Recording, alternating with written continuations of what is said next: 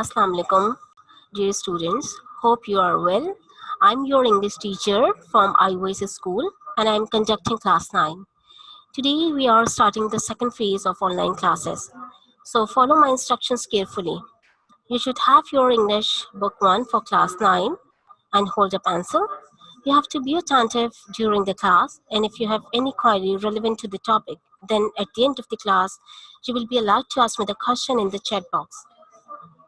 During the class, I'll share a screen with you and you have to take the screenshot.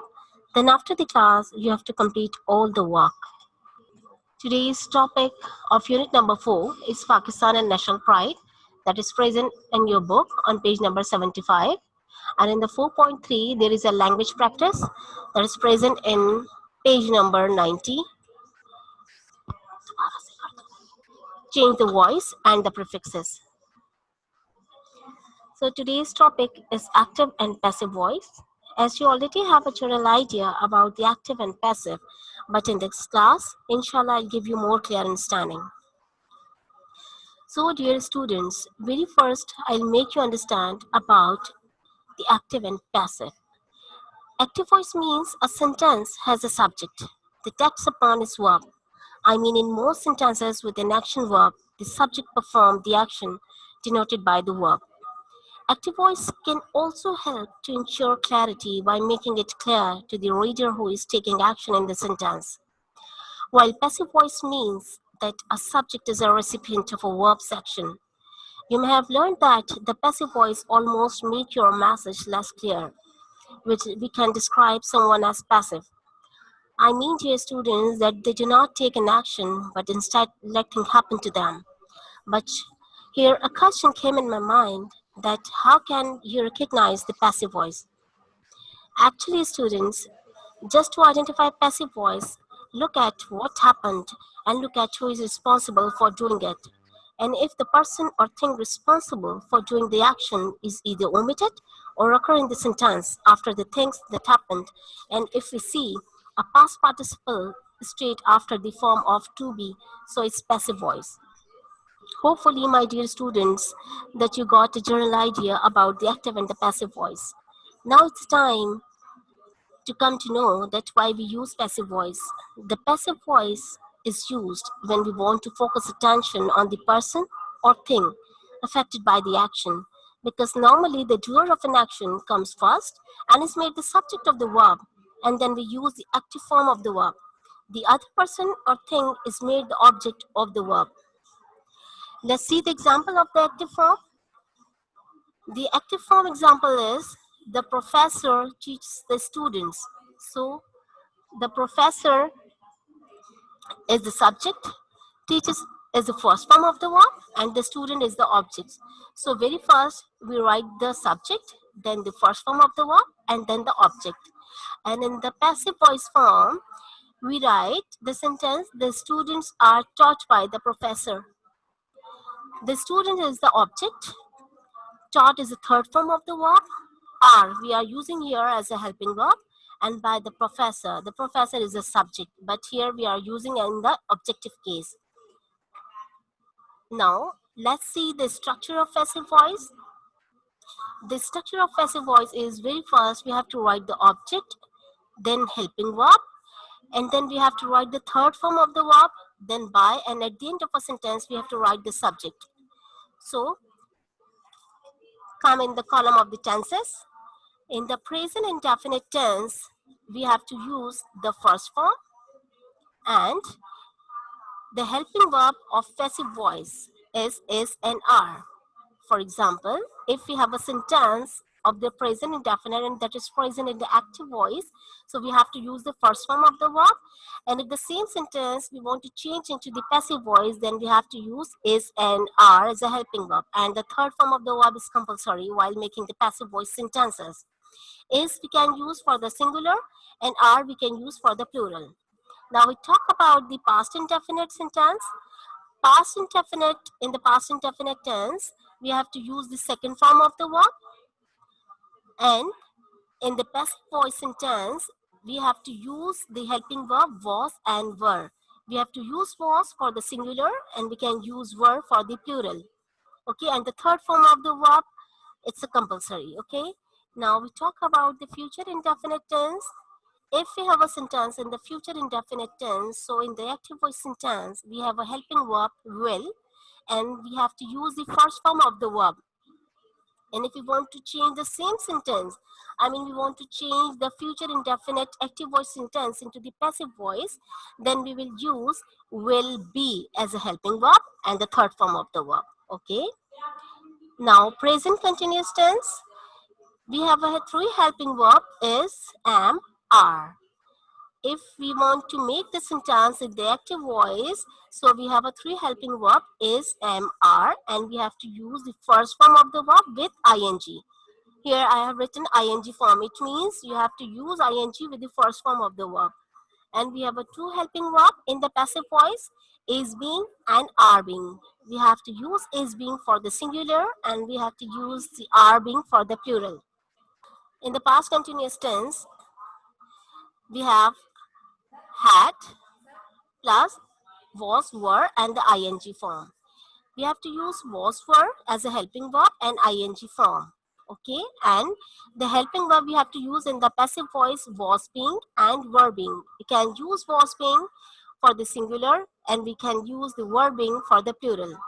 Now, the present perfect tense. In the present perfect tense, we have the helping verb has, have, and we have to use the third form of the verb. And in the passive voice, there is a helping verb has been and the have been. We have a has been for the singular and we have to use the have been for the plural. While in the past perfect tense, we have a single helping verb had and we have to use the third form of the verb, and there is only one helping verb if we want to change the same sentence of the past perfect into the passive voice, had been. Okay, hopefully you got the clear understanding. Now come on the future perfect tense. In the future perfect tense, we have the helping verb will have in the active voice sentence and we have to use the third form of the verb. And we use the will have been as a helping verb in the passive voice. Hopefully you got a clear understanding about the tenses and the identification of the tenses, that which form of the verb we have to use, which helping verb we have to use while making the active voice, the structure of the passive voice. So please take the screenshot.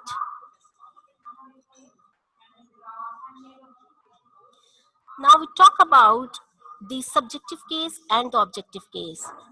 If we have a subject in the active voice, for example, I, you, we, they, he, she.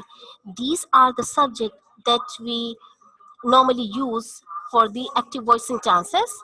But if you want the sentences, if you want to change the sentences into the passive voice, so the same subject we use in the objective case, but like that. I change into by me, you will remain you, we will change into by us, they change into by them, he change into by him, and she change into by her. Again, I want to make you clear understanding that I, you, we, they, he, she is the subjective case we normally use in the subjective case in the active voice sentences, and in the objective case, while changing into the passive voice, we have to use me, us, them, him, or her. Okay, got it? Now take the screenshot. Here is the table just to give you the more clear understanding, like the tenses, voices, and the tenses. Okay. In the present indefinite active voice sentence, in the indefinite tense, there is a sentence in your screen. I write a letter. I is the subject, write is the first form of the verb, and a letter is the object. So that is the present indefinite sentence in the active voice form. If we want to change the same sentence into the passive voice, then we can write like that. A letter is written by me. A letter is the object. Is a helping verb. Why we are using is here? Because the active voice sentence is in the present indefinite. If we have a sentence in the present indefinite tense in the active voice, so we can use is and are as a helping verb in the passive voice. Written is the third form of the verb, and by me. is the subject, but here we are using in the objective case. That's why we have written over here by me. Clear? Now we talk about the past indefinite tense. I'm talking about the active voice form. In the past indefinite, I wrote a letter. There is a sentence. I wrote a letter. I we are using here as a subject. Wrote is the second form of the verb, and a letter is the object. And the same sentence I change into the passive voice, like a letter was written by me. A letter is the object. Was is the helping verb. We are using the was here because the active voice form of the past indefinite have been used by the second form. So if we are using the second form of the verb, then we have to use was and were for the helping verb in the passive voice. Now we talk about the future indefinite tense. In the active voice form, I will write a letter. I is the subject, will is the helping verb, and write is the first form. That is the structure of the future indefinite active voice form. Now we change into the passive voice. A letter will be written by me. A letter is the object, will be is the helping verb. We are using here as a helping verb in the passive voice form. Written is the third form of the verb, and by me is the objective case. Now we talk about the present continuous tense. In the present continuous tense, I am writing a letter. I we are using here as a subject. Am is the helping verb. Writing is the first form of the verb with ing, which means a couple of minutes ago I made you understand about the ing form. So that is the ing form. Means we add ing with the first form of the verb, and then a letter is a object. Then the same sentence I change into the past. I change into the passive voice. A letter is being written by me. So a letter is an object. Is being is a helping verb. We are using here as a helping verb because we are making the passive voice sentence. And written is the third form of the verb, and by me is the objective case. Now, past continuous tense. I was writing a letter. Was is a helping verb of the active voice form in the past continuous tense. And writing is the ing form, and a letter is the object. Now, the same sentence I change into the passive voice. A letter was being written by me. Why we are using was being here? Because in the active voice form, I have used the helping verb was. That's why in the passive voice, I'm using was being. And was being, we have to use for the singular. A letter is a singular thing. That's why we are using was being. Written is the third form of the verb, and by me is the objective case. Right? Now, in the future continuous tense, I will be writing a letter. But here you have to keep it in your mind that if the active voice sentence in the future continuous tense, then it will be no change. Okay. Now we talk about the present perfect tense. In the present perfect tense, we have a sentence, I have written a letter.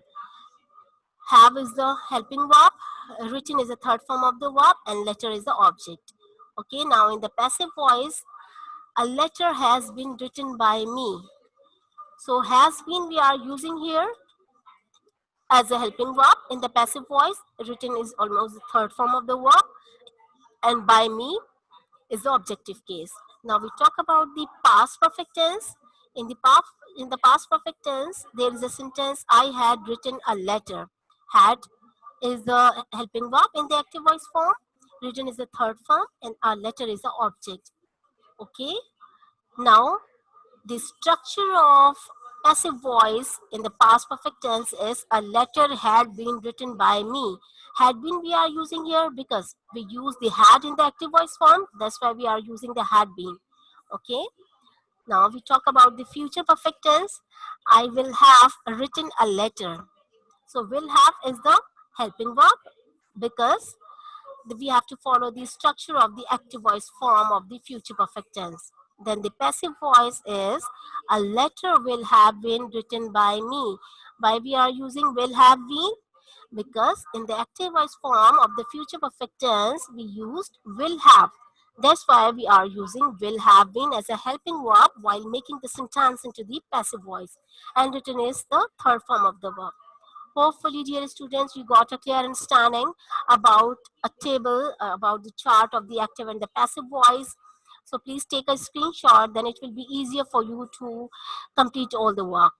Please take a screenshot.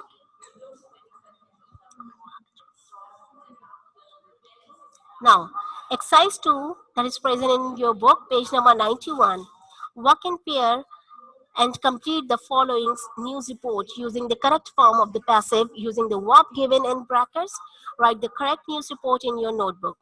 The northern part of the country was hit by a massive earthquake this morning. The entire infrastructure was damaged very badly. The roads were broken. The telephone lines were destroyed and the mobile services were disrupted. The people were scared as many aftershocks were expected. Food, water, and medical aid were rushed to the area. An appeal was made by the government asking people not to panic. Work was done by the army to enable reaching of aid to the remote areas. Funds were released by the government to help people in this hour of grief. Please take a screenshot.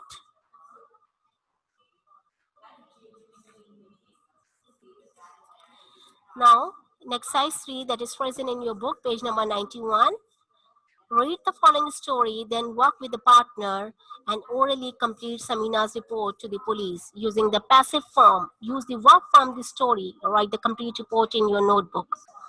Samina hired a new servant. She asked her to submit a copy of her identity card. The servant gave her a copy. She gave her someone else's card. Unfortunately, Samina did not check all the details. After a few days, the servant asked for a loan. Samina refused to give her a loan. The following week, the servant told her a sad story and again asked for some money. She told the servant not to come to work from the next day. When Samina went to her room after a couple of hours, she found it in a mess, with all her things on the floor. The servant had emptied all the cupboards. She had taken away all the money and the jewelry. This is what Samina said to the police when they asked for her details. Now, on the same page, there is an exercise. A new servant was hired by me. She was asked to submit a copy of her identity. A copy was given by her. I was given someone else's card to me by her. Unfortunately, the details were not checked by me. After a few days, I was asked by the servant for a loan. The loan was refused by me. The following week, I was told a sad story by the servant, and again I was asked for some money. The servant was not to come to work from the next day. When I went to my room after a couple of hours, it was found in a mess with all the things on the floor. The cupboard had been emptied by her. All the money and the jewelry were taken by her. Please take a screenshot.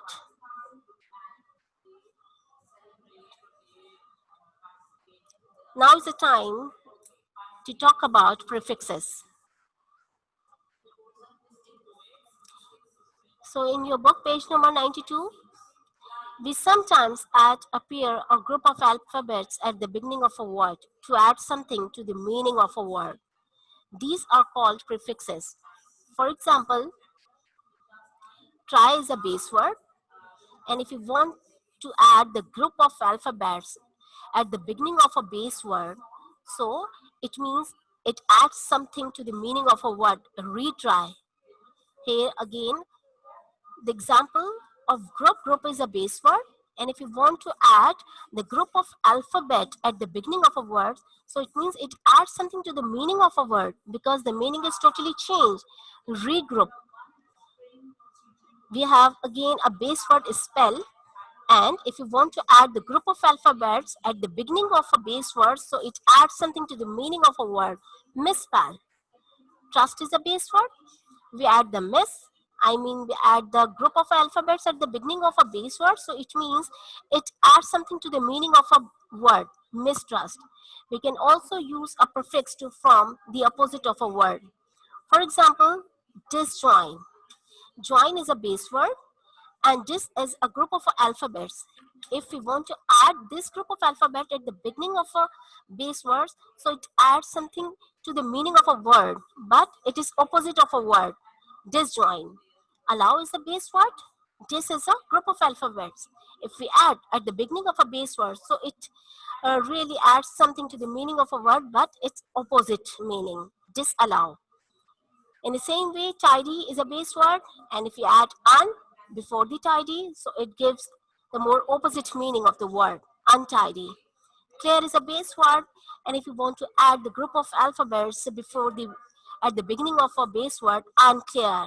So unclear is totally give the opposite of the meaning. Now, exercise 4 that is present in your book, page number 92.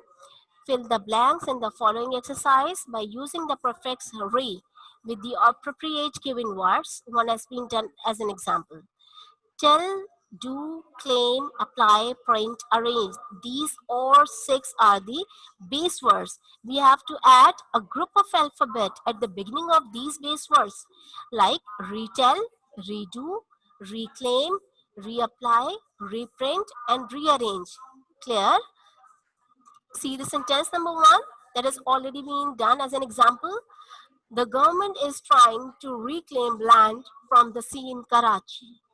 Sentence number 2, the company had to reprint this book 3 times. Sentence number 3, I advised my friend to reapply for a teaching position in our school. Sentence number 4, my father likes to retell his childhood stories to his grandchildren. Sentence number 5, Saira and Khalda decided to rearrange the furniture in their room. Sentence number 6, the teacher told the class to redo the exercise. Hopefully, you got a clear understanding about the exercise 4 that is present in your book, page number 92. Please take a screenshot.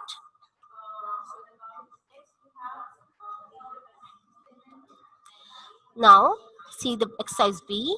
Fill the blanks in the following exercise by using the prefix miss with the appropriate given words. This exercise present in your book on page number 93. We have a 5 base words have been written in your book on page number 93. Treat, match, behave, understand, and place. Now, what is the instruction in exercise B? We have to add the miss, a group of alphabet like miss.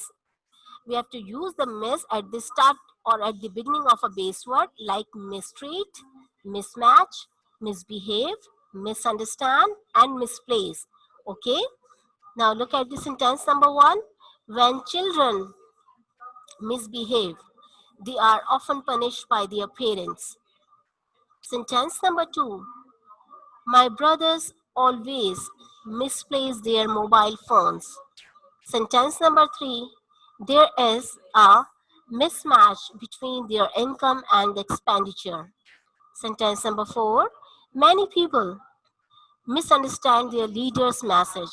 Sentence number 5. It is not right to mistreat servant. So that is the exercise B that is present in your book, page number 93. Now look at exercise C. Fill the blanks in the following exercise by using the prefix inter with the appropriate given words.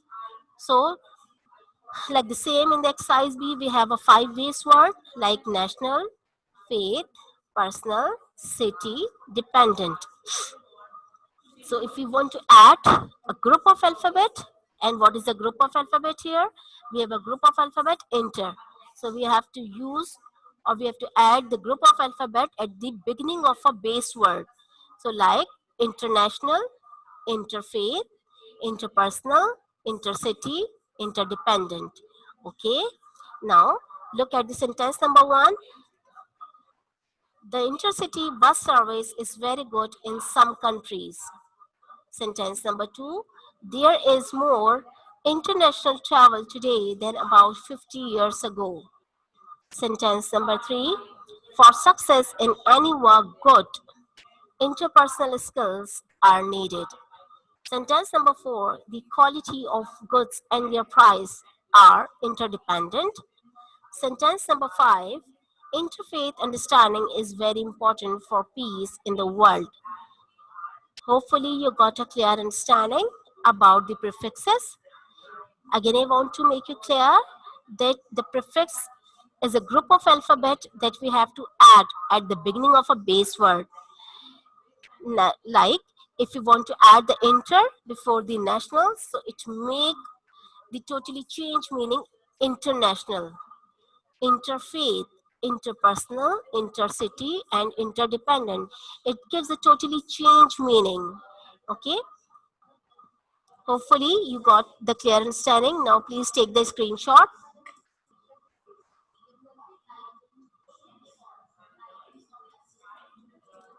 Now it's the time to understand about the home task. As you know that in this class we have completed the voices and the prefixes work. So you have to complete voices work in your book on page number 91 and 92. As I already make you complete all the work that is present in your book, page number 91 and 92. And the second task is complete prefixes work in your book on page number 92 and 93. It means you have to complete the 3 pages in your book, page number 91, 92 and 93. In page number 92, there is a voices work and there is also a prefixes work. If there is a provision in your book, so you have to complete your voices and the prefixes work in your book. Otherwise, you can complete your work in your fair copies. It's up to you. Okay. So hopefully you got a clear understanding about the voices work and the prefixes work, and wish you best of luck for your next class. Allah Hafiz.